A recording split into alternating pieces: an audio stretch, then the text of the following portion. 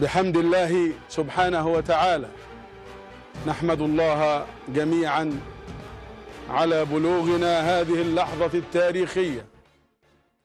La mort, ou devrions-nous dire l'assassinat à petit feu du président Mohamed Morsi restera dans l'histoire des peuples et dans celle de la politique comme une tâche indélébile. Un rappel lancinant de toute cette hypocrisie dégoulinante, de cette classe politique internationale qui n'en finit pas de donner des leçons de démocratie et d'éthique politique au reste du monde.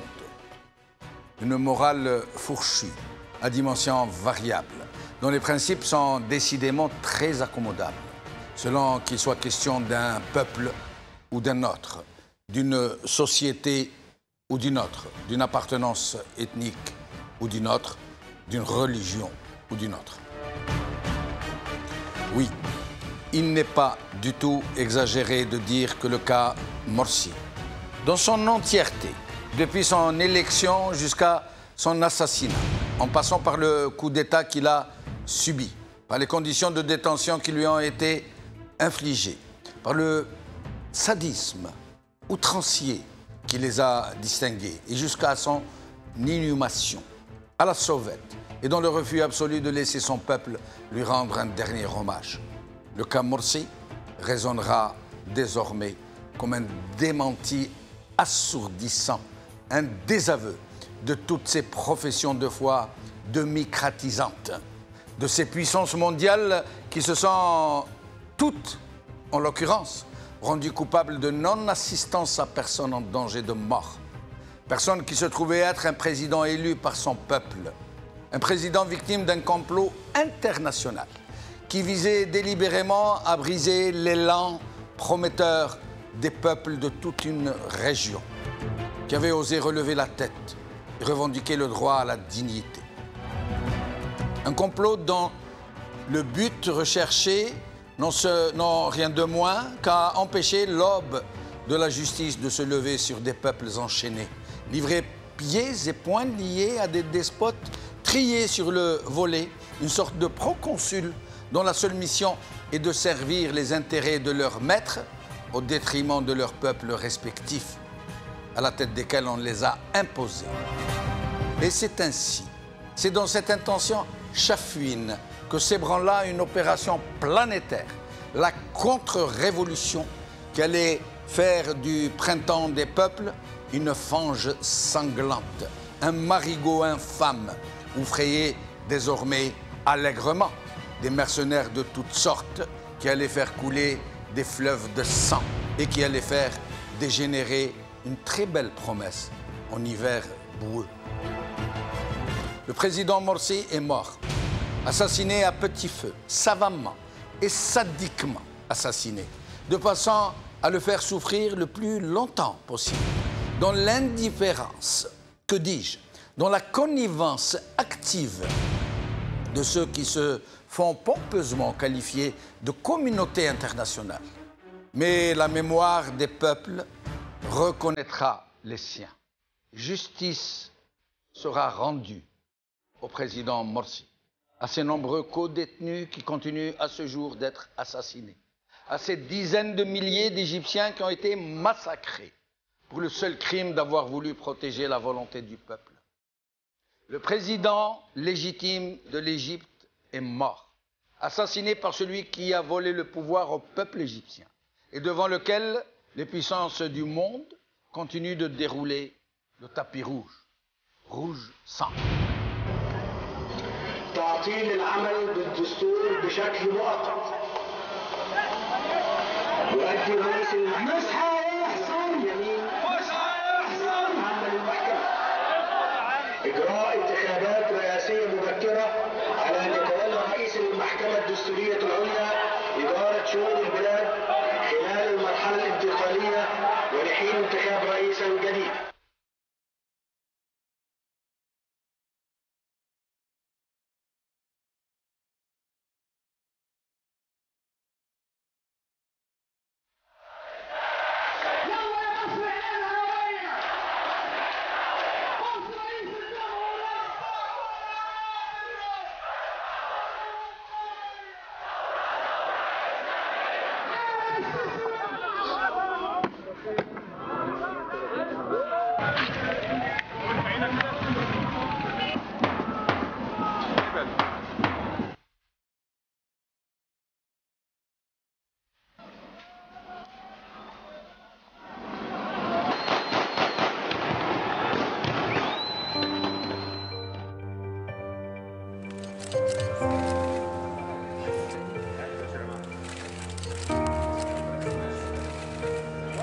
أردت وما زلت أريد أن تمتلك مصر إرادتها، فلا يملي عليها أحد أبدا إرادتها، ولا تسيرها قوة رغما عنها أيا كانت هذه القوة. ثورة المصريين ما كانتش ثورة جياع أبدا، دي كانت ثورة امتلاك الإرادة، دي كانت ثورة الحرية. اوعوا الثورة تتسرق منكم بأي حجة. الحجج كتير والسحرة كتير والتحدي كبير، وانتوا قادرين تواجهوا هات، وانتوا قادرين تواجهوا هات. Salam alaikum, Zoul, bonsoir. Nous avons le plaisir aujourd'hui de recevoir l'ex-président de la République tunisienne, M. Monsof Marzouki, qui nous a fait l'amitié de répondre à notre invitation. Monsieur le Président, merci d'avoir accepté notre invitation. Et c'est moi qui vous remercie, ainsi que la télévision Al-Maghribi, de me donner l'occasion de m'exprimer encore une fois. C'est un plaisir et un honneur. Merci beaucoup. Alors, nous allons commencer par cette question, parce que le monde entier vous a vu pleurer. Mohamed Morsi à la télévision, à la chaîne télévision Al Jazeera, vous avez difficilement retenu votre émotion. J'aimerais avoir aujourd'hui votre sentiment sur cette tragique disparition. Vous savez, quand vous avez connu la personne, ça change complètement et différemment l'approche de la question. Je veux dire, moi, Morsi, c'est pour moi une personne humaine. Je l'ai connu, je l'ai touché, j'ai entendu sa voix, j'ai vu ses mimiques. Donc c'est quelqu'un de très présent dans mon esprit. Je l'ai rencontré à 3 reprises lors des sommets de l'ONU, le sommet africain. Vous êtes rencontré en tant que chef d'État respectif. Oui. Donc sommet arabe, sommet africain à l'ONU, sommet islamique. Et il m'a reçu officiellement en Égypte en 2013, où je suis allé en visite officielle. Donc c'est quelqu'un que je connais. Et je ne peux pas dire que je le connais bien, mais je le connais. Je veux dire que pour moi, c'est quelqu'un de... Et donc, c'est cette personne en chair et en os que j'ai vu d'abord pendant toute son année de présidence attaquée, insultée, malmenée par une racaille, une abjecte racaille, la plus abjecte des racailles du monde politique et du monde de l'information. J'ai vu comment il a entraîné dans la boue, j'ai vu comment ils l'ont sali, j'ai vu comment ils se sont moqués de lui, j'ai vu comment ils ont menti en racontant que c'est un homme corrompu, etc., alors que c'est l'homme le plus loin, etc. Un traître à la nation, un espion. Etc. Entre parenthèses, c'est quasiment le même sort que j'ai reçu. Mais ok, je ne vais pas parler de moi, je vais parler. Donc c'est quelqu'un avec lequel, évidemment, je suis entré en empathie, ne fût-ce que parce que je subissais exactement ce que subissait lui. Et ensuite, quand le coup d'État est arrivé, quand il est allé en prison, etc., j'ai suivi de très près exactement ce qui s'est passé, enfin la façon. Et là, petit à petit, j'ai compris qu'il était mis d'abord dans l'isolement le plus total, et puis ensuite, j'ai compris petit à petit qu'il était soumis à ce que j'appelle une torture qui ne dit pas son nom. Tous ceux qui sont allés dans les prisons, dans nos prisons, et notamment qui ont connu justement cette espèce d'isolement, savent que la pire des choses, c'est l'isolement. Moi, je n'ai passé que quelques mois en isolement, et je vous garantis que c'est extrêmement pénible. Et lui, il a passé 6 ans. Avec la différence, c'est que lui, il pouvait attendre à tout moment que quelqu'un vienne frapper à la porte pour lui dire, écoutez, on vous emmène à la potence, parce qu'il a été condamné à mort. Donc, chaque fois que je pensais à ça, j'étais pris par des sentiments d'indignité, de colère et d'empathie. Et lorsqu'il avait été condamné à mort, on a fait toute une campagne, moi et mes amis, justement. Moi, j'ai écrit au pape, j'ai écrit à tout chef d'État, etc., pour dire il faut faire quelque chose, il faut libérer cet homme, etc. Donc, c'est un peu cette souffrance-là qui m'est revenue quand malheureusement, ou heureusement, je ne sais pas, je me suis laissé aller à ces larmes. Je veux dire que... Pour moi, je suis profondément indigné de la façon dont cet homme a été indépendamment de tout son statut.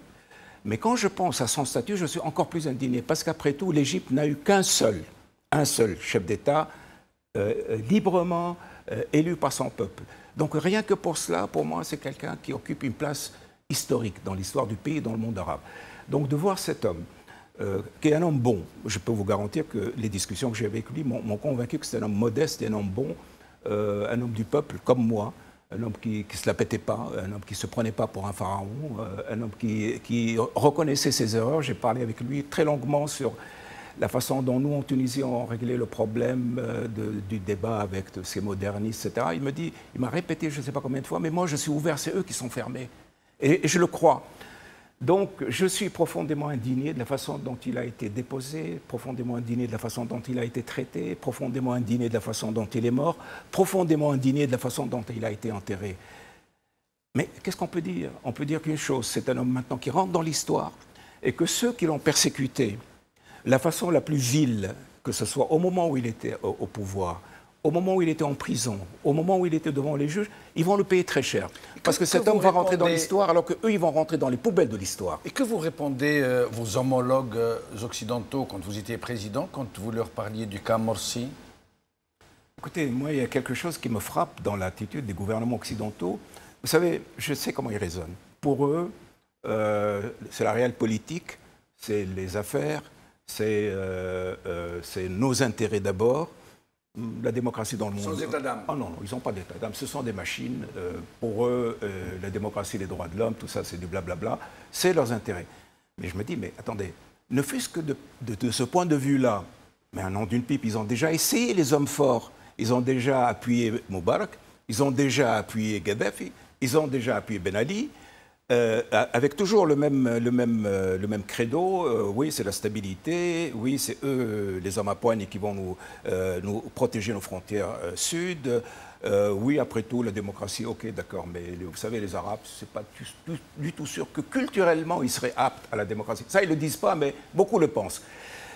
Et le problème, c'est que, d'accord, vous avez essayé ces formules-là, ça a donné quoi? Ça a donné des révolutions, ça a donné l'insécurité, ça a donné les flux migratoires, etc. Et ils recommencent. Ils recommencent de la même façon. Ils appuient Ben Zaïd, ils appuient Ben Salman, ils appuient Morsi, comme si de rien n'était. Ils appuient Haftar. Ils appuient Haftar. Mais non d'une pipe, Ils appuient le président du Soudan, oui, de certaine manière. Mais non d'une pipe, enfin, vous dites que vous êtes des machines, pas d'état d'âme, etc. Mais enfin, vous êtes en train de refaire des erreurs qui vous ont coûté déjà très cher et qui nous ont coûté, nous, énormément cher. Alors vous vous dites, bon, bah écoute, ils n'ont rien appris, tant pis pour eux. De toutes les façons, la deuxième vague et la troisième vague va venir.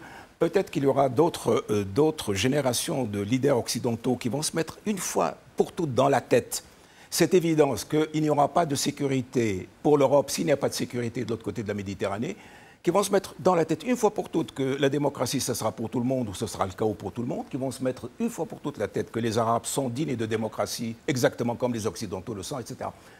Quand est-ce que ce changement de logiciel va se faire? Je ne sais pas. Mais pour le moment, ces gens-là fonctionnent sur l'ancien logiciel et ils sont dans la névrose de répétition. Ils sont en train de répéter les mêmes erreurs. Je dirais tant pis pour eux et malheureusement tant pis pour nous aussi. Alors, d'habitude, on commence par la présentation. Mais comme on dit, un tarani un tarif. Sauf que, donc c'est pour ça que j'ai commencé par la question sur Morsi. Mais je vais vous présenter de façon assez succincte.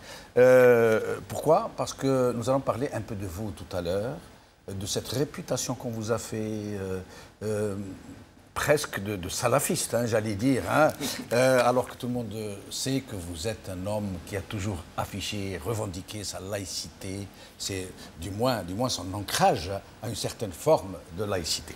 Donc, Monsieur Marzouki, vous êtes un homme politique tunisien, professeur de médecine, écrivain. Vous êtes entré en politique en 1980 par votre engagement pour les droits de l'homme en Tunisie, à un moment où la dictature régnait en Tunisie, où elle sévissait. Vous avez milité au sein de la Ligue tunisienne des droits de l'homme et vous en devenez le président en 1989. En 1998, vous fondez le Conseil pour les libertés en Tunisie, puis le Congrès pour la République en 2001. Vous avez joué un rôle très actif durant la révolution de Jasmin, qui a entraîné la chute du président Ben Ali. Vous êtes élu président de la République tunisienne dans des élections sincères et honnêtes en 2011, dans les premières élections libres de votre pays. Vous cohabitez à ce moment-là avec un chef du gouvernement venu du parti An-Nahda, son secrétaire général, si je ne m'abuse, que vous avez nommé. Et vous n'avez pas été réélu en 2014 face à Qaïd Bagisseli. Et vous nous direz après pourquoi vos plus farouches adversaires ont été les extrémistes laïcistes, comme vous les nommez, vous qui avez toujours revendiqué votre ancrage à une certaine forme de laïcité.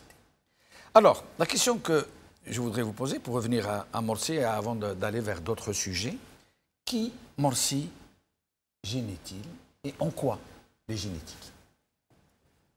Je pense que ce que vous appelez les laïcs, les démocrates, dont je fais partie, et tout à l'heure je vous dirai ce que j'entends par le terme de laïc, ne s'attendaient absolument pas à ce que la démocratie puisse faire venir au pouvoir un islamiste. Pour eux, ça ne cadrait pas avec leur logiciel. Je veux dire, pour eux, d'une certaine façon, les islamistes, et pour ne pas dire même les musulmans, sont une espèce de rebut de l'histoire, quelque chose qu'on traîne depuis et qui nous embête, qui nous alourdit, tire vers le bas. Qui nous tire vers le bas et vers l'arrière. Donc, être moderniste, c'est se débarrasser de tout ce corps mort pour pouvoir avancer, pour devenir une société quasi occidentale. Or, voilà que le peuple, quand il a le choix, donne la priorité ou choisit des islamistes. Pas uniquement que des islamistes. Je vous rappelle quand, dans les élections tunisiennes, les islamistes ont été le premier parti, mais ils n'étaient pas la majorité. Donc il y a aussi, au sein de la société tunisienne, comme au sein de la société algérienne, il y a des non-islamistes. Mais nos sociétés sont des sociétés complexes. Elles sont tributaires de l'histoire et de la géographie. Et donc, nous avons un certain passé à traîner avec nous et on ne peut pas s'en débarrasser. De toutes les façons, il fait partie de notre personnalité. Nous sommes divers. C'est ce que j'ai toujours dit à mes amis. Je dis, nous sommes divers et il faut que nous acceptons, il faut que nous gérions nos diversités. Et pour moi, démocrate, le fait que le pouvoir soit donné à des islamistes ne me pose aucun problème. Dans la mesure où ces islamistes acceptent la règle de la démocratie, parce que je suis sûr et certain qu'ils vont être jugés non pas sur leur islamisme, mais sur leur gestion du pays. Donc ça ne me posait pas de problème. Par contre, dès que... Mais beaucoup disent, excusez-moi de vous interrompre, oui. Beaucoup disent, qui viennent de ces zolas, hein, oui. De ces extrémistes-là, oui. Beaucoup disent que, attention, les islamistes, s'ils prennent le pouvoir, ils ne partiront plus. Non, c'est pas vrai. Et on leur fait des procès d'intention, comme cela a été le cas en Algérie. Oui. Si jamais le fils prend le pouvoir, c'est fini la démocratie, nous allons retourner au Moyen-Âge, etc. Oui. Et au nom de ce principe, justement, nous avons vu nos laïcs, nos extrémistes laïcs, s'allier avec la piracaille, c'est-à-dire les mafias comme Ben Ali et les mafias, etc., et réduire notre pays. Voilà, je vais aller droit au but pour vous dire quel est le problème, je pense en Algérie, au Maroc, etc. Si vous prenez ce qu'on appelle le courant moderniste, ce courant moderniste, il a une aile droite et une aile gauche. Okay, l'aile droite de ces modernismes, c'est essentiellement la démocratie. L'aile gauche, c'est essentiellement ce qu'on peut appeler le socialisme, etc. Or, aussi bien l'aile droite que l'aile gauche se sont fourvoyés. C'est-à-dire que l'ennemi est devenu pour eux les islamistes, puis les musulmans et puis l'islam. Et ils ont oublié, quand ils sont modernistes de gauche, ils ont oublié la pauvreté, les problèmes socio-économiques, ils ont mis ça de côté. Et quand ils sont des modernistes de droite, ils ont oublié la démocratie. C'est-à-dire qu'ils ont préféré s'allier en Tunisie avec un dictateur plutôt que subir l'islamisme. Et cette haine de l'islamisme et de l'islam les a complètement aveuglés. Donc, les modernistes de gauche ont oublié la question sociale et les modernistes de droite ont oublié la question de la démocratie. Et nous sommes retrouvés avec des modernistes complètement fourvoyés, alliés avec la pire réaction, alliés avec la pire dictature, alliés avec l'ancien système. Tout cela à cause de la haine de l'islam et de l'islamisme. Et moi, je suis... Alors, à leurs yeux, un traître, dans la mesure où moi, j'ai toujours refusé ce genre de truc. J'ai dit non, non, moi, ma question fondamentale, en tant qu'homme de gauche, c'est la pauvreté. Et ma question fondamentale, en tant que moderniste, c'est la démocratie, c'est les droits de l'homme.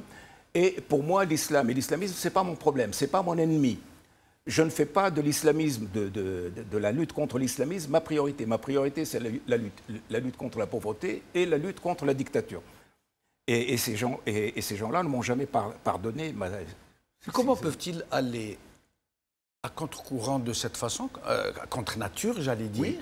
De leur propre vocation, celle qu'ils revendiquent du moins. Par exemple, lorsque un militant des droits de l'homme, par exemple, je vous donne un exemple en Algérie, oui. Un militant des droits de l'homme a refusé de défendre Ali Belhaj qui était frappé chaque vendredi, on lui a fracturé la jambe.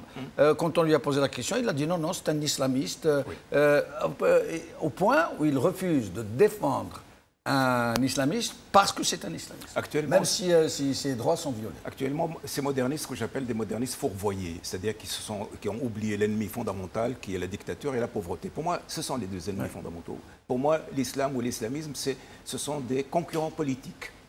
Pour moi, ce sont des concurrents politiques. Donc je me bats contre eux sur le plan politique, mais ce n'est pas mes ennemis. Mes ennemis, c'est la dictature et la pauvreté. Donc, ces modernistes, qu'ils soient de droite ou de gauche, se sont totalement fourvoyés. Ils ont pris un ennemi qui n'était pas le vrai ennemi. Et aujourd'hui, ils sont en train de payer le prix. Parce que je peux vous garantir une chose, c'est qu'aussi bien en Tunisie qu'en Algérie, ils sont complètement rejetés.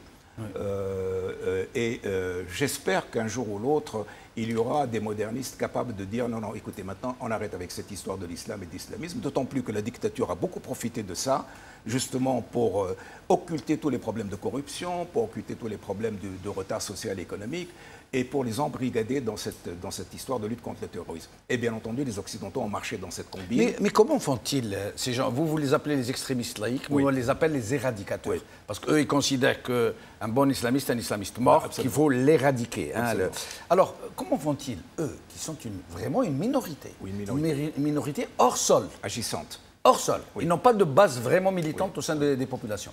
Comment font-ils pour être aussi... j'allais dire décisif, pour pouvoir faire pencher la balance de cette façon? Ils ont compris qu'il faut... D'abord, ils ont beaucoup profité de la dictature. La dictature les a installés en Tunisie, on sait très bien, ils ont la pris presse, les syndicats, les télévisions, l'université, les postes culturels, etc. Donc, ils sont minoritaires, mais ils se sont implantés dans les endroits clés où ils peuvent influencer ou arrêter le processus.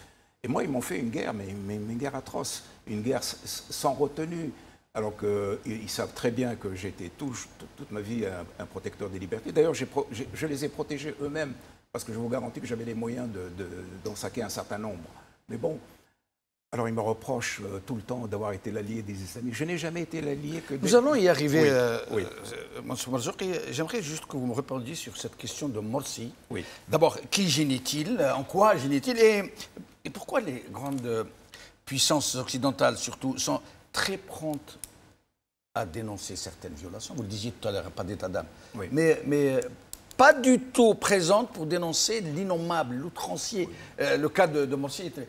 Alors, d'abord, qui Morsi gênait-il? Moi, je dirais qu'il gênait d'abord toute cette frange corrompue de l'État profond. Au sein de son pays? Au sein de l'Égypte, bien entendu, parce que c'est quand même... un nouveau président, c'est quand même inquiétant. Il ne sort pas de leur sérail, il n'est pas contrôlé par eux, ce n'est pas eux qui l'ont mis au pouvoir.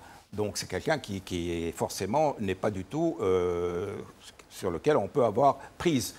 Ensuite, sur le plan international, il ne faut pas oublier que l'Égypte est quand même une pièce centrale dans le jeu au Moyen-Orient. Et un président qui n'est pas pro-israélien, qui est plutôt son cœur penche pour la Palestine, pour Gaza. Et ça, c'est rédhibitoire. C'est la mort. C'est mortel. Tous les chefs d'État arabes, je vous le dis par expérience, s'ils veulent la bénédiction urbi et orbi des puissances occidentales, la porte passe par Israël. Il faut que vous soyez pro-israélien. Et moi, j'ai payé un très lourd prix au fait que, lors de ma présidence, j'ai reçu Khaled Mesh'al et j'ai reçu Ismail Haniyeh. Pour eux, c'était une provocation. Pour moi, ce n'était pas une provocation. Et on l'a fait comprendre? Ah, bien sûr, j'ai payé très clairement, cher. On vous l'a fait comprendre? Mais bien sûr. Par des réactions, par des messages? Je ne suis pas là pour vous donner des secrets d'État, mais je savais que j'allais le payer très chèrement. Effectivement, je l'ai payé très chèrement. D'abord, pour moi, j'ai assumé parce que c'est un acte d'indépendance. Et puis ensuite, parce que pour moi, la question palestinienne, elle est fondamentale.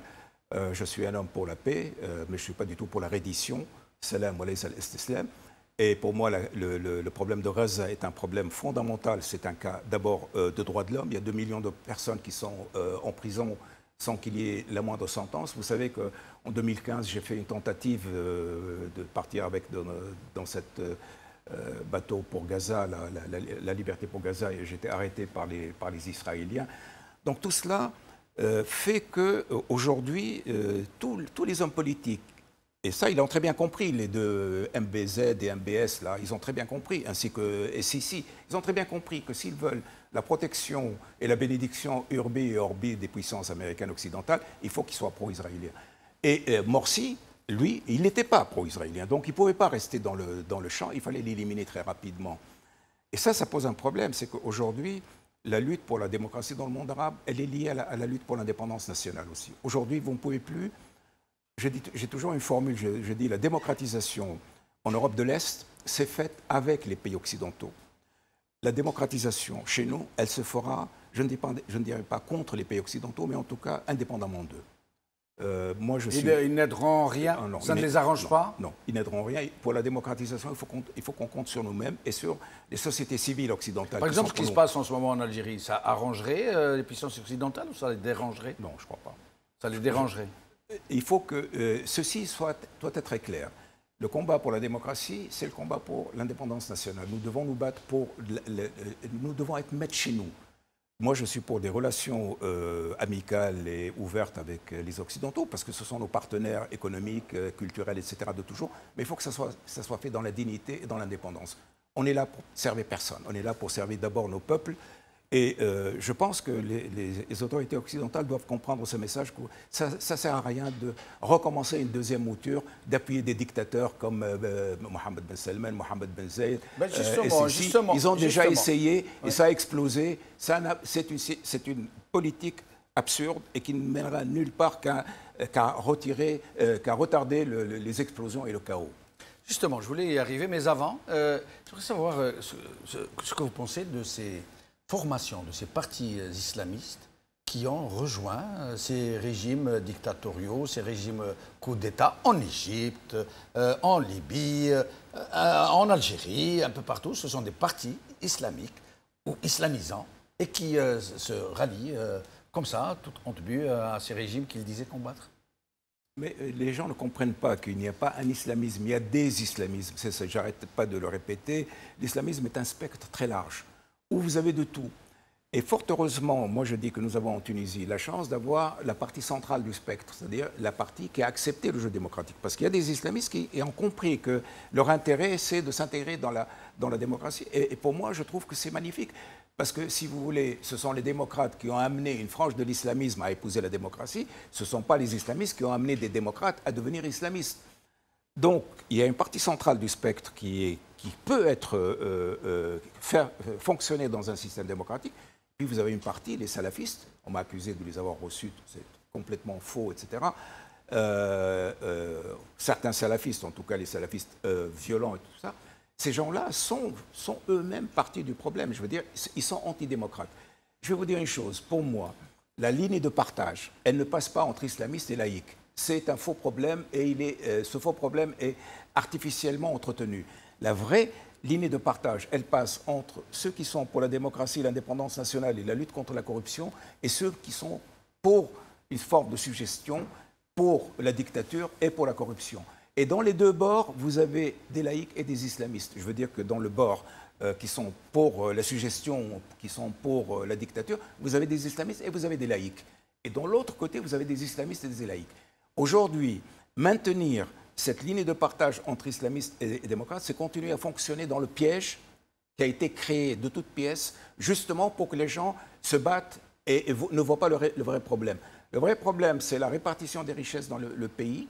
Le vrai problème, c'est les libertés publiques. Le vrai problème, c'est l'indépendance nationale. Voilà les vrais problèmes. Et aujourd'hui, les gens se subdivisent en deux groupes, ceux qui sont dans un champ et ceux qui sont dans l'autre. Ça n'a rien à voir ni avec la longueur de la barbe. Ce n'est pas un peu manichéen. C'est manichéen. Il y a quand même des approches un tant soit peu civilisationnelles, des islamistes qui ont une vision civilisationnelle de leur projet de société. De l'autre côté, il y a, comme vous dites, des extrémistes laïcistes qui se voient plus en occidentalisés qu'en modernistes, hein, qui sont un peu dans le mimétisme occidental. Donc ce n'est pas aussi simple, je crois. Ce que je vous dis, c'est que la ligne de partage, la vraie ligne de partage, parce qu'il y a des lignes de partage artificielles, créées de toutes pièces. Je veux dire, aujourd'hui, vous êtes pour la démocratie, vous êtes contre la démocratie. C'est aussi simple. C'est-à-dire, vous êtes pour l'état de droit, les institutions, vous êtes contre ça. Vous êtes pour une juste répartition des ressources dans tout le pays ou vous êtes pour que ça soit accaparé pour l'élite? Vous êtes pour le retour à une forme d'indépendance nationale ou vous êtes pour rester toujours à la botte de tel ou tel régime ou de tel ou tel pays? À l'intérieur de ces choix, il est normal qu'une société aussi complexe que les nôtres, qui sont tributaires de l'histoire, de la géographie, qu'il y ait un débat au sein de ces sociétés. Et ce débat, il est nécessaire qu'il y ait un débat entre ceux qui veulent aller vite dans l'oubli des traditions, ceux qui veulent se maintenir dans les traditions. Ce sont des sujets sociétaux qui se résolvent petit à petit en fonction du temps, ce qui se passe ici en Europe. Mais encore une fois, pour l'action politique, oui, il faut être manichéen. Vous êtes ou vous êtes contre? Vous êtes pour la démocratie? Ne me racontez pas vos salades sur l'islam et l'islamisme. Je m'en fous. Je suis pas. Et si on venait vous dire l'islamisme n'est pas soluble dans la démocratie, comme le disent les extrémistes là, mais ici. il y a une forme d'islamisme qui n'est pas soluble dans la démocratie. Il y a des salafistes, il y a des terroristes. Il faut les combattre. Et moi, je les ai combattus. Mais si vous avez une fraction de l'islamisme qui vous dit « Ok, moi j'adhère », pourquoi vous lui dites non? Est-ce que vous dites non à des communistes en disant « Oui, oui, vous avez été stalinien, vous avez la tradition, etc. » Non. La démocratie, c'est quelque chose, c'est inclusif. Et je dois gagner le maximum de gens à ce mode de fonctionnement, c'est-à-dire l'état de droit, les libertés fondamentales, l'égalité homme-femme, etc. Ce sont des valeurs qui aujourd'hui sont en train d'avancer. L'islamisme politique peut avoir plutôt les démocraties chrétiennes, hein, comme on dit, les partis démocrates chrétiens, peuvent avoir leur pendant musulmans, ça veut dire des partis islamistes qui acceptent de rentrer dans des cadres démocratiques, respecter les droits de l'homme universellement admis, hein, les principes de l'homme tels qu'acceptés un peu par tout le monde aujourd'hui. Permettez-moi de vous reprendre. Ce débat, je l'entends depuis 20 ans. Avec toujours l'idée que, attendez, il y a un doute là-dessus. Non, il n'y a pas de doute là-dessus. C'est comme ça. Vous avez un spectre, et dans ce spectre, vous avez des gens qui refusent la démocratie, et vous avez des gens qui acceptent la démocratie. Alors ne venez pas me dire, oui, mais il y a des gens qui refusent, il y a des islamistes qui refusent la démocratie. Bien sûr, je le sais. Bien sûr, ce sont des terroristes. Bien sûr, ce sont des salafistes. Bien sûr, il faut les combattre. Mais ceci n'empêche pas que vous avez une fraction qui accepte de jouer le jeu. Il faut cesser ce manichéisme, vous parlez de manichéisme, en disant, encore une fois, la ligne de partage, l'ère de soupçon. Je veux dire que si aujourd'hui, il y a un soupçon à porter, ce n'est plus sur les islamistes. S'il y a un soupçon à porter, c'est aujourd'hui sur ces modernistes qui se sont alliés avec la dictature, qui se sont alliés avec les corrompus pour casser le printemps arabe sous prétexte que ce printemps arabe profite aux islamistes. C'est eux sur lesquels il faut que le soupçon soit porté. Vous m'y amenez, je vous remercie de m'avoir permis cette transition. Hormis le cas qui reste relatif hein, de la Tunisie, les printemps du peuple ont tous subi les contre-coups de la révolution, de la contre-révolution, pardon. Alors, d'abord, comment et pourquoi la Tunisie a pu y échapper? C'est le seul printemps des peuples qui a un tant soit peu abouti. Échapper à quoi? La Tunisie est revenue à la contre-révolution. Aujourd'hui, la Tunisie est gouvernée par les hommes et les femmes. C'est ça que j'ai dit relatif. Hein. Non, je peux vous dire que le printemps arabe a été liquidé, c'est ce que j'arrête pas de dire, il a été liquidé par la guerre civile en Syrie.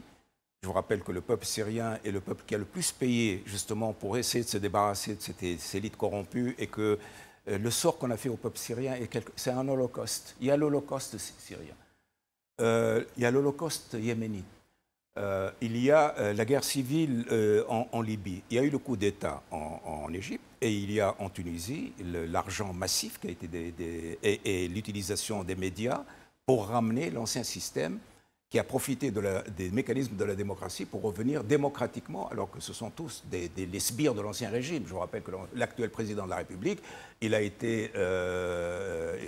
participé avec Bourguiba dans les années 80 à la falsification des élections, il a été le chef du Parlement du temps de Ben Ali, etc. C'est l'ancien régime qui est revenu aujourd'hui, et on peut dire que la révolution a été aussi liquidée en Tunisie de façon soft.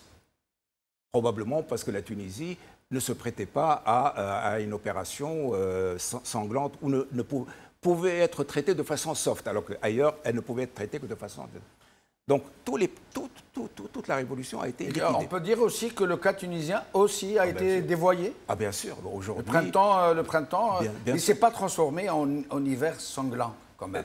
Oui, heureusement. Mais ça, c'est dû au fait aux caractéristiques de la société tunisienne. Parce que la société tunisienne, Fort heureusement, elle est homogène, fort heureusement, c'est une classe moyenne, fort heureusement, on a une armée qui est une armée disciplinée, qui n'a pas tiré sur nous, etc. Donc, la structure de la société tunisienne a fait qu'on a pu liquider la révolution en Tunisie à moindre frais. Bien. Maintenant, il faut voir un peu ce qui s'est passé. Je dirais que tout cela est un processus normal. Il y a toujours une révolution, toujours une contre-révolution. Ça fait partie des lois. Moi, ça ne m'inquiète pas.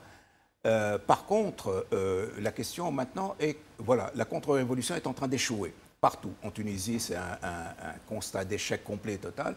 S'il y a des élections libres et honnêtes, ils vont être débarqués très bientôt, dans 6 mois, tous, autant qu'ils sont. En Égypte, je veux dire que... En Égypte, c'est la Bérésina. Non, et comment expliquez-vous que le peuple égyptien n'ait pas défendu ses choix? Écoutez, attendez, le peuple égyptien a connu Rabaa. Oui. A connu des manifestations. Mais après ces carnages, oui. Il a été réduit. Il a été réduit, mais attendez, quand vous regardez un volcan, faites attention. Ce volcan qui est assoupi, il n'est peut-être pas si assoupi que ça. Moi, je dis toujours que la meilleure image, ce n'est pas le printemps arabe, qui est une invention occidentale, c'est les volcans arabes. Aujourd'hui, vous avez tout le long de la Méditerranée des volcans.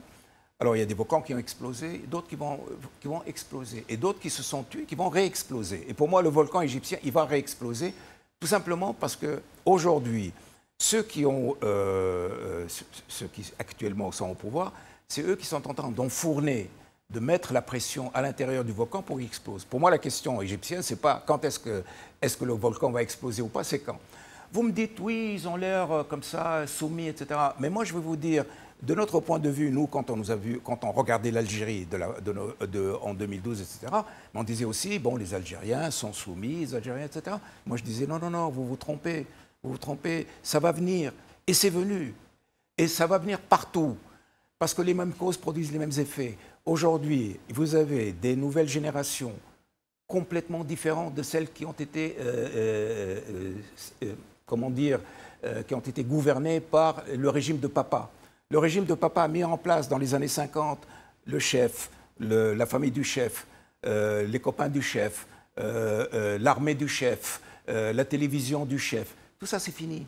Vous avez aujourd'hui des logiciels, des générations avec des logiciels différents. Et vous avez cette espèce de confrontation entre un vieux système politique qui est complètement obsolète et vous avez des nouvelles générations qui ne veulent pas fonctionner. Et cette confrontation, elle a abouti à la première explosion, à la première vague. Elle est en train d'amener la deuxième vague, elle amènera la troisième vague, et ceci jusqu'à ce que le régime de Papa devienne le régime véritablement des fils. C'est-à-dire qu'ils deviennent le régime adapté à la mentalité, à la psychologie de la nouvelle génération, nouvelle technologie, etc. Vous avez aujourd'hui un certain nombre de gens qui n'ont pas retenu l'histoire, qui sont en train de recommencer en se disant, avec un peu plus de pression, avec un peu plus de manipulation de la presse, avec un peu plus d'appui de l'étranger, on va pouvoir maintenir ces populations dans la suggestion. Ils se trompent. Ils se trompent parce que ce sont ces mêmes mécanismes qui ont fait exploser les volcans arabes. En fait, ils ne font que répéter les mêmes erreurs, ils ne font que recharger ces volcans pour qu'ils explosent encore plus violemment. Mais comment expliquez-vous que la plupart des élites sous nos latitudes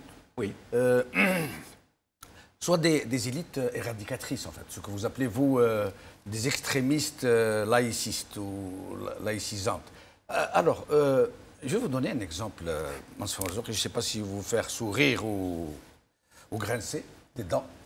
J'ai reçu il n'y a pas longtemps un grand musicien tunisien ici, un intellectuel qui a beaucoup de culture générale, qui réfléchit, qui a une très belle vision politique des choses. Et puis, on a parlé de vous, et il a eu il a très mal réagi. Il m'a dit, quoi? Non, ça fait Latif. Je lui dis, quoi? Pourquoi vous dites ça? Essayez de m'expliquer.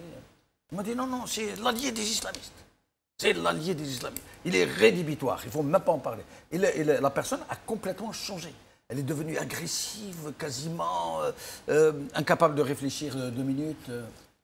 Comment ces élites en sont-elles arrivées à une telle conformation? Pourquoi sont-elles devenues comme ça? Est-ce qu'elles ont été travaillées au corps? Est-ce qu'elles ont été endoctrinées? Est-ce qu'elles sont agitées par la peur de vivre un cycle qui pourrait, comme ils disent, eux, plonger le pays dans le Moyen-Âge? À votre avis? Oui, d'abord, l'histoire que je suis l'allié de l'islamisme, c'est une accusation qui me suit depuis toujours, qui me suit depuis les années où j'étais président de la Ligue tunisienne des droits de l'homme, où on était majoritairement de gauche et laïque, et où la question s'est posée quand les islamistes ont commencé à être broyés, littéralement broyés, de dire qu'est-ce qu'on fait. Et certains me disent, c'est-à-dire que laissez-les s'entretuer, etc. Et j'ai dit non, on est là pour... On est là pour défendre les droits de l'homme. Moi, le fait que ce soit des concurrents politiques, parce que moi, je l'ai vécu, les islamistes, pour moi, sont des concurrents politiques. Ce ne sont pas des ennemis politiques. J'ai dit non, l'ennemi, c'est la dictature. Il est hors de question de... Et là, j'ai pris position pour les islamistes, alors que je savais très bien qu'ils étaient des concurrents politiques. Et donc, à partir de là, voilà, l'allié des islamistes, etc., comme si à ce moment-là, je pensais qu'un jour, je serais président de la République. Ensuite, contrairement à ce que les gens disent, Ennahda n'a pas beaucoup parié sur moi entre 2012, parié sur d'autres candidats. Et en fin de compte, c'est les résultats des élections qui ont fait qu'il ne pouvait pas faire autrement que de s'asseoir et de dire on constitue un gouvernement pour pouvoir faire avancer le pays. Et je peux vous dire que la cohabitation a été plutôt difficile. Ensuite, je vous rappelle qu'en 2014, Cheikh Rachid Ghannouchi a appelé à voter carrément pour Bécheret Sepsi. Donc, m'accuser, moi, d'être l'allié des islamistes, c'est complètement aberrant. Donc, totalement faux. Ensuite, on m'avait accusé d'avoir reçu les salafistes. Et c'est vrai que moi, en tant que président de tous les Tunisiens, j'avais reçu tout le monde, y compris les Bourguibiens, y compris les gens de Ben Ali, pour essayer de trouver une solution. Et les salafistes que j'ai reçus, je les ai reçus dans le cadre d'une politique que nous avions mis ensemble, politique intégrée de lutte contre le terrorisme, où on a dit il y a des salafistes qui sont capables de tenir leurs jeûnes, donc nous allons leur demander d'intervenir dans les mosquées, etc. Donc il y avait toute une stratégie de lutte contre le terrorisme, et j'ai reçu ces salafistes dans cette optique-là, et avec l'accord du Conseil national de sécurité. Maintenant, pour ces réactions viscérales, je les connais et j'en souffre beaucoup. J'en souffre beaucoup parce qu'en fin de compte, ces gens-là qui me rejettent sont les miens, d'une certaine façon, parce que ils ne sont pas plus démocrates que moi, et ils ne sont pas plus, je dirais, modernistes que moi. Progressiste, un homme qui a toujours revendiqué ses options socialistes. Oui, absolument. Donc, ils n'ont rien à m'apprendre. Au contraire, je pourrais dire que c'est moi qui peux leur donner des leçons, que ce soit de démocratie, des droits de l'homme, parce que moi, j'ai appliqué. Moi, j'étais un chef d'État et j'aurais pu me conduire de façon différente. Donc, voilà. Mais ces gens-là me rejettent, alors que je suis l'un d'eux. Et pourquoi ils me rejettent? En fait, ils me rejettent parce qu'ils voient en moi le choix qu'ils auraient dû faire, qu'ils n'ont pas pu faire. C'est-à-dire, moi, je ne me suis jamais trompé sur l'ennemi. Dès le départ, je dis, c'est Ben Ali l'ennemi, c'est la corruption l'ennemi, ce n'est pas les islamistes. Les islamistes, je m'en fous. On verra plus tard. Mais pour le moment, c'est la... Eux, ils avaient tellement peur de l'islamisme, peur des islamistes, qu'ils se sont accoquinés avec... qui les agite. Qui se sont accoquinés avec Ben Ali, et maintenant, ils en ont honte, etc. Et ensuite, l'autre, encore une fois, je vous ai dit, ces modernistes de gauche, dès le départ, je leur ai dit, non, l'ennemi, ce n'est ni l'islam, ni les islamistes, ni les musulmans, l'ennemi, c'est la pauvreté. Mais ils avaient eux aussi tellement peur de l'islamisme qu'ils se sont jetés dans les bras de Ben Ali, du moins un certain nombre d'entre eux, et ils ont oublié totalement la question sociale. Donc moi, je suis un peu leur mauvaise conscience. Je suis leur mauvaise conscience, celui qui a eu peut-être raison alors qu'eux, ils se sont fourvoyés, et je suis quelqu'un qui est là toujours pour leur rappeler, non, écoutez, la boussole, c'est pas ça, arrêtez avec ces histoires d'islam et d'islamisme, c'est pas notre problème. Notre problème, c'est nous avons 2 millions de pauvres en Tunisie qui n'arrivent pas à joindre les deux bouts. Arrêtez, nous n'avons pas l'indépendance alimentaire, nous allons être attaqués par la soif. Les Tunisiens, dans 30 ans, ne pourront trouver même pas de quoi boire, tellement la crise de l'eau est mal. Mais je dirais, parfois j'ai l'impression de prêcher dans le désert, mais bon, d'accord, je continuerai à prêcher dans le désert. Mais ces gens-là, je vous dis, leur réaction est quelque chose d'assez pitoyable. En fait, ils expriment beaucoup plus leur peur, leurs préjugés qu'autre chose. Parce que quand vous leur dites « asseyez-vous, discutons », ils n'ont pas d'argument. Quoi, l'allié des islamistes? C'est pas vrai. Vous avez très bien vu que Rachid Ghannouchi a appelé pour voter Bécheret Sepsi. Comment vous dites que je suis l'allié des islamistes? Comment vous affirmez que je suis l'allié des islamistes alors que je suis quelqu'un qui n'arrête pas de demander l'abolition de la peine capitale? Comment est-ce que vous pouvez oser? Mais pour moi, les islamistes, ce sont des citoyens comme des autres. Je m'adresse à eux comme des citoyens. Ce n'est pas mon problème. Et en plus, ce qu'ils ne me pardonnent pas aussi, je crois que c'est que je suis à la fois un vrai moderniste, etc., marié à une Française et tout ça, mais malgré tout, je suis resté arabe et musulman. On doit garder sa personnalité, non d'une pipe. On n'est pas là pour singer les autres. Oui, il faut accepter d'aller les autres, de prendre chez eux ce qu'il y a de meilleur, mais restons ce que nous sommes. Moi, je suis Modernité, musulman. oui, occidentalité, Moi, je suis arabe et musulman. Je suis né comme ça et je vais le rester. Que voulez-vous que j'y fasse, moi? C'est ma personnalité. Je m'assume. Je n'ai pas honte d'être ce que je suis. Et il n'y a aucune raison pour que j'ai honte d'être ce que je suis. Ceci ne m'empêche pas ni d'être démocrate, alors que pour eux, j'ai l'impression qu'ils ne peuvent être... Ils se considèrent, ils ne peuvent pas être démocrates, laïcs, droits de l'homme, etc., s'ils ne renient pas leur passé, s'ils ne renient pas leur culture. On ne peut pas être soi-même ou on ne peut pas être, je dirais, équilibré si on n'a pas cet enracinement dans la langue, dans la culture, dans l'histoire, dans la joie de partager avec le peuple. C'est fait. Comment est-ce que vous pouvez prétendre conduire un peuple dont vous ne partagez pas les mythes fondateurs, dont vous ne partagez pas les valeurs profondes, dont vous ne partagez pas les joies et les peines lors des cérémonies? Comment est-ce que vous pouvez prétendre justement guider ce peuple ou l'aider alors que vous n'en faites plus déjà partie sur le plan symbolique, magique, affectif? Hors sol.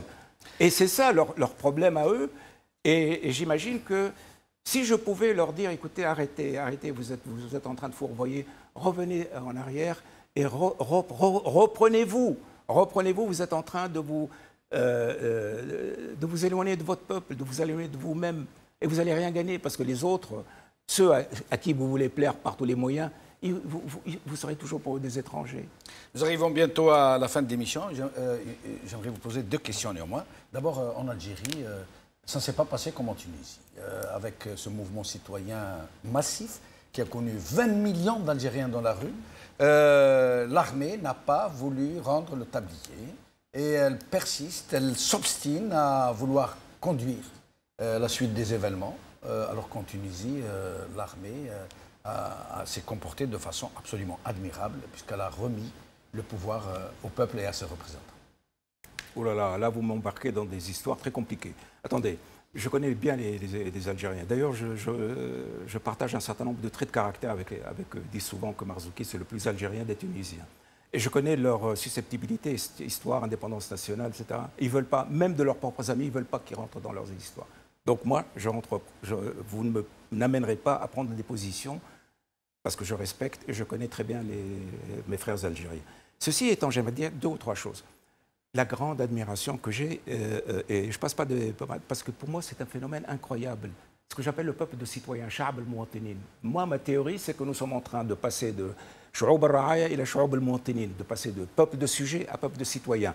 Et moi, je vois que le peuple de citoyens, je le vois se constituer sous mes yeux.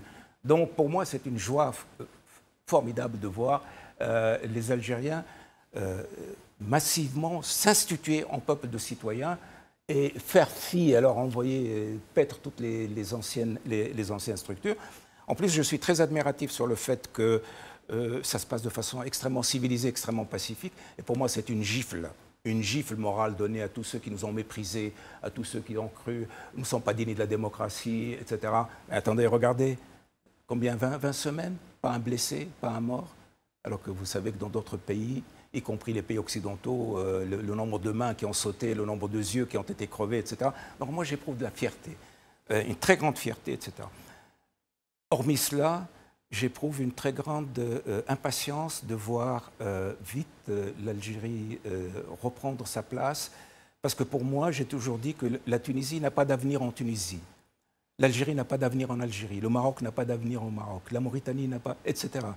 Nous devons absolument créer cet espace maghrébin le plus rapidement possible, parce qu'il y va de notre développement économique, parce qu'il y va de notre sécurité nationale, parce qu'à 100 millions, nous pouvons défendre notre indépendance nationale. Je ne peux pas la défendre, moi, avec un petit pays de 10 millions, etc. Mais si nous sommes 100 millions de Maghrébins, nous pouvons défendre et nos droits, et nos libertés, et notre développement économique. Donc moi, j'attends avec impatience que l'Algérie reprenne sa place de moteur de la... Vous savez, mon père, qui est beaucoup... vous savez, cette génération des années 50, ils étaient beaucoup plus proches que les Maghrébins d'aujourd'hui. Ils étaient vraiment frères de lutte, frères de sang, etc. Et mon père me disait, mon fils, le Maghreb, c'est comme un aigle. Son corps, c'est l'Algérie, et ses 2 ailes sont la Tunisie et le Maroc. À l'époque, la Mauritanie et la Libye, c'était dans les années 50, ce n'était pas encore... Oui. Mais aujourd'hui, ils font partie intégrante du corps de cet aigle, et il est temps que cet aigle prenne son envol. Alors, Mansour Marzouki, comment voyez-vous demain, comment l'espérez-vous, ce demain de peuples entiers qui continuent de vivre dans la nuit de l'oppression? Comment le voyez-vous et comment l'espérez-vous? Le processus est enclenché. Le processus de la transformation des peuples de sujets à des peuples de citoyens, peuples de sujets tenus par des États qui sont au service de minorités brutales, corrompues et adoubées à l'étranger. Ce modèle est en train de se transformer. C'est-à-dire nous allons avoir de plus en plus des États de droit, des États démocratiques, et nous allons voir se transformer nos peuples en peuples de citoyens, de peuples de sujets en peuples de citoyens. Ce processus est enclenché et personne ne pourra l'arrêter. Personne. Monsef Marzouki, merci infiniment. J'ai été très heureux de vous recevoir. Moi aussi, merci de m'avoir donné l'occasion de saluer tous vos spectateurs et notamment mes frères et mes amis algériens. Merci beaucoup et nous en profitons pour saluer nos compatriotes, je dis bien nos compatriotes, tunisiens et marocains, et les autres compatriotes maghrébins du même coup. Merci beaucoup. Je vous donne rendez-vous dans quelques instants pour cette deuxième partie de l'émission qui continuera avec d'autres invités. Merci, à tout de suite.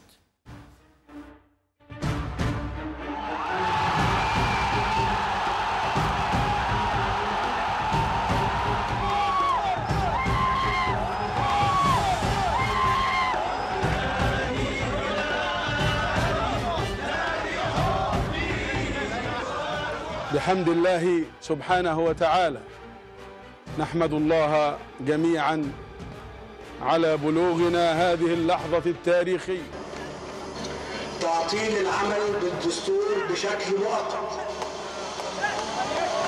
يؤدي رئيس المحكمة اليمين عمل المحكمة إجراء انتخابات رئاسية مبكرة على أن يتولى رئيس المحكمة الدستورية العليا إدارة شؤون البلاد خلال المرحلة الانتقالية ولحين انتخاب رئيس جديد.